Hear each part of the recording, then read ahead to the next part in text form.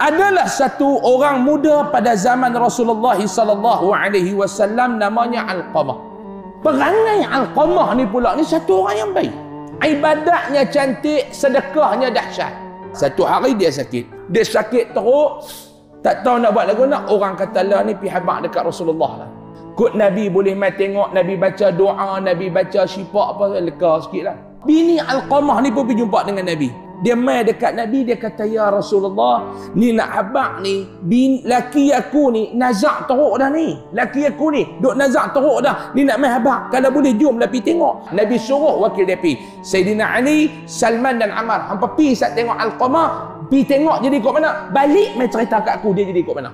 Bila pergi tengok Alqamah, dia balik mai cerita kepada Nabi. Maka berkata mereka itu, kata olehmu la ilaha illallah, maka tiada berkata lidahnya. Lepas pipi lepas ucap syahadah.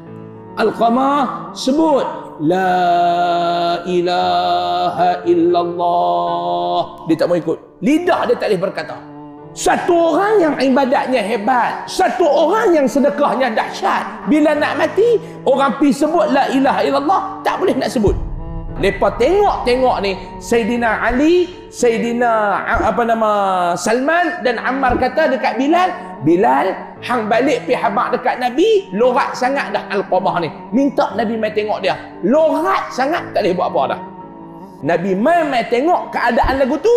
Nabi tanya orang ramai, Alqamah ni ada mak ayah tak? Lepas kata, ya Rasulullah, bapak dia dah tak ada dah, tinggal mak dia saja yang ada. Bilal hampir jumpa mak Alqamah ni. Sampaikan salam aku kepada mak Alqamah ni. Habaq dekat dia, kalau dia ada kederat, dia boleh berjalan, mai sat jumpa, aku nak jumpa, nak sembang pasal anak dia. Kalau dia tak larat, hang balik mai habaq kat aku, tak apa, aku pergi jumpa dia. Tu dia kata Nabi ni.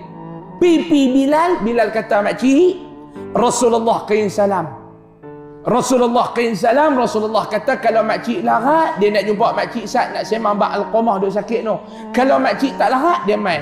Mak Alqamah ni respect Rasulullah, tak apa, jangan, tak apa makcik mangkit, ambil tongkat, jalan pergi dekat Nabi. Mak Alqamah pun masuk jumpa dengan Nabi. Nabi kata dekat mak Alqamah, dia satu orang semayang, dia satu orang yang rajin puasa, dia satu orang yang rajin sedekah, dia satu orang begini.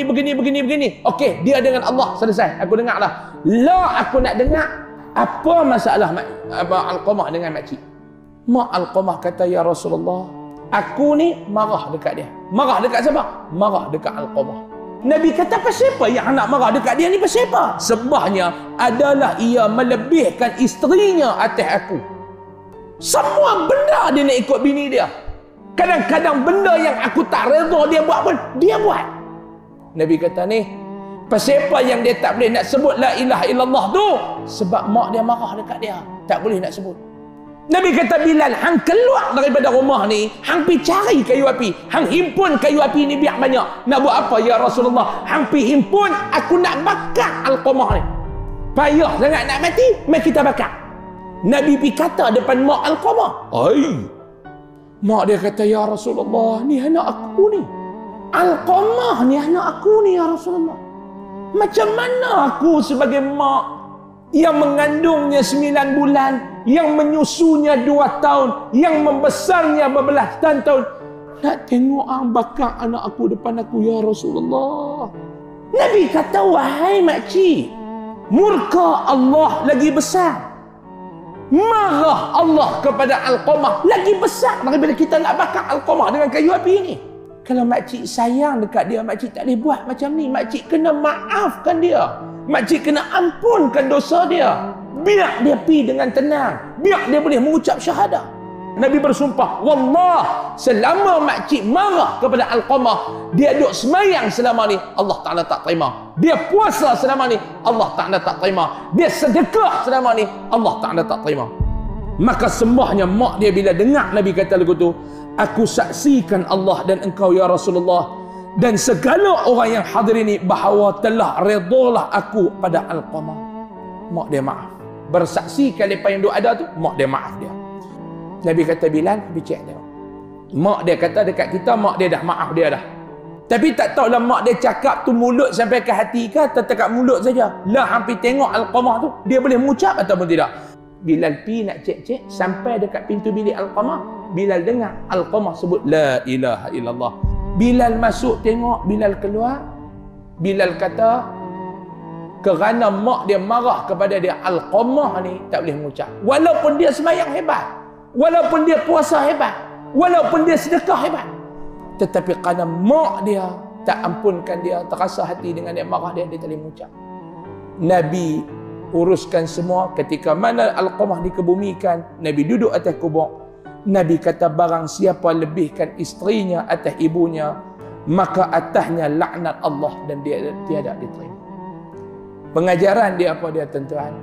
Yang pertama, kita, hak kita sebagai anak dengan mak kena tunduk. Tanggungjawab kita dengan mak pak kita. Yang kedua, saya nak pesan kepada isteri-isteri, jangan disebabkan kehendak kamu perlu dilayani oleh suami kamu, disebabkan suami kamu telah mengecikkan hati ibu mereka. Tolong kepada bini-bini, tolong.